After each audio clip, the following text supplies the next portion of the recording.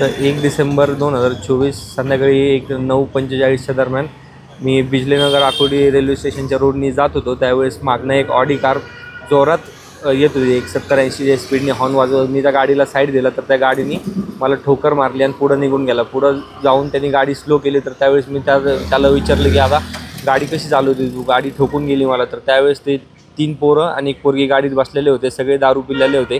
तर त्यांनी मला उतरून मारहाण केली. तर मी गाडी थांबवण्याचा प्रयत्न केला तर त्यांनी माझ्या अंगावरती गाडी घातली. मी बोनट पकडून थांबलो तर त्यांनी काही गाडी थांबवली नाही. इकडून तिकडून जोरात फुल स्पीडनी गाडी चालवत वगैरे मला 3-4 किलोमीटर फिरवला आणि मग तिकडं बिजलीनगर एरियामध्ये तिकडं त्यांनी त्यांची गाडी स्लो झाली तर त्यांनी मला गाडीवरनं पाडलं. मी तिकडून पडलो गाडीवरनं आणि ते पळून गेले तिकडून. महाराष्ट्रातील सर्व बातम्यांचे विश्वासार्ह व्यासपीठ, सकाळच्या सर्व सोशल मीडिया प्लॅटफॉर्मला लाईक, फॉलो आणि सबस्क्राईब करा. तसंच सर्व नोटिफिकेशनसाठी बेल आयकॉन प्रेस करायला विसरू नका.